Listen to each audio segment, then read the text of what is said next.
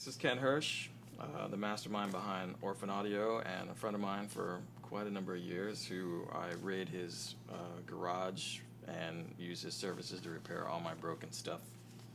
And Ken is known as the Quad 8 guy in my community of people because he builds Quad 8 stuff and has loaned us many pieces of Quad 8 gear over the years. And several months ago, Ken showed up with this little baby here, an Electrodyne mic pre, and I was working on some stuff with a friend of mine, and we plugged it in, and this thing blew our minds.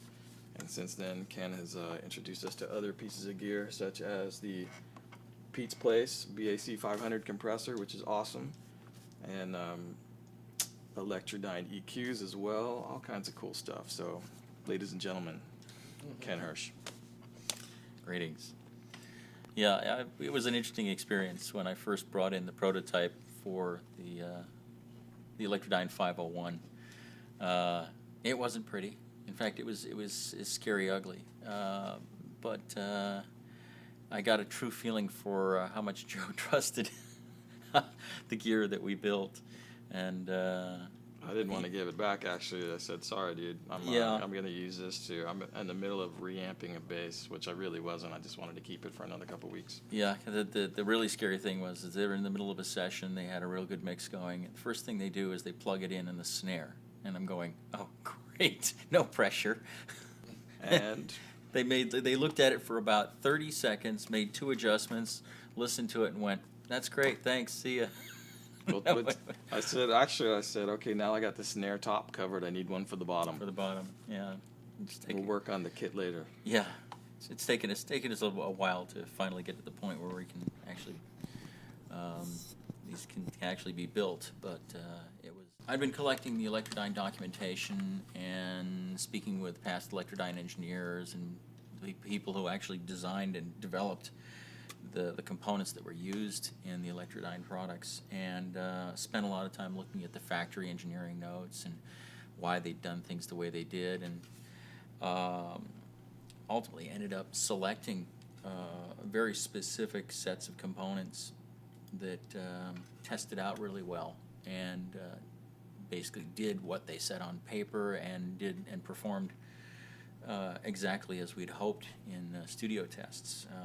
I can't remember. I think I probably brought the prototype by here 5 or 6 times. Yeah, a couple times. And so I can recall my mix if I wanted to. Well, that and we'd always be going, making sure that whoever got a hold of the prototype said, we gave them the primary rule: tell us exactly what you think. Don't try to make me smile. Just tell me what actually happened. And we got such consistent results from this that we were very happy. It was really nice to be able to build something that literally we just reached back into the 60s, found a design that was there, listened to all the comments that the engineers who had originally designed this stuff said, this is what I would have done if I could have done it back then.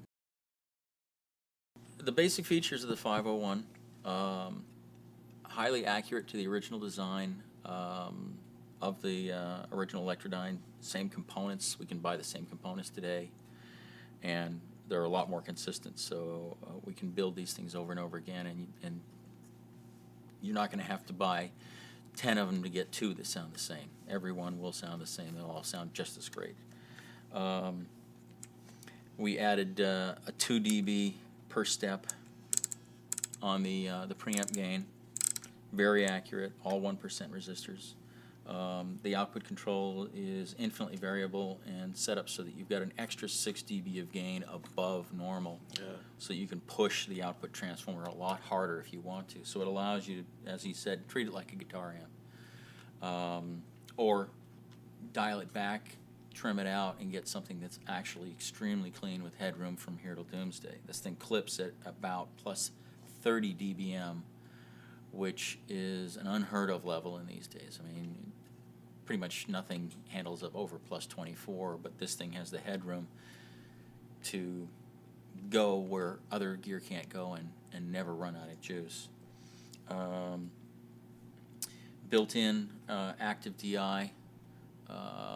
It presents almost an imperceptible load to any piece of gear you plug into it. You plug in a sensitive piece of a bass guitar that's got incredible tone, and unlike a transformer DI, it won't take away from the bottom end. The top end will be smooth. Anything that the instrument can put out, this will translate it directly right into the front end.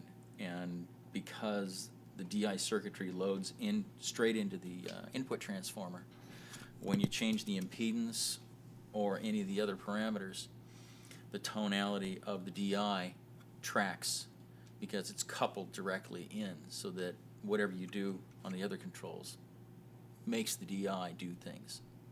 So it's not that kind of separate sterile sort of input that you get with a lot of other preamp designs. Phantom, phase, 20 dB pad, and then of course the dual impedances. This one being pretty standard for the 60s, where the high impedance is 200 ohms and the low impedance is 50. Overall, the thing I think has about 68 dB of gain, so it's a very, very powerful preamp. So you can pull a lot of stuff up, and with that extra headroom, even with all that gain, you're not going to be clipping things inside this. We also gave you a clip LED that monitors all three sections, so you can tell if the DI is clipping, which that'd be really tough to do since the DI clips at about plus 22 dBm in. I don't know much stuff that'll put out that into a DI, but it does. We've tried though. You tried. Another looks at the actual preamp section, and then another one looks at the output section. So you can always tell if this is approaching clipping. It sounds good even when it's in the red though. It really does. We were very careful to design it extremely conservatively in such a way that as you're really starting to push it hard, it just starts adding harmonics rather than just hitting a wall and just splattering on you. So that was another one of the design criteria. And really, it was just following what the original designs were. They had to design stuff that could handle just about anything the engineers could throw at them, because they never knew what they were going to get back then. So that's it. That's the 501.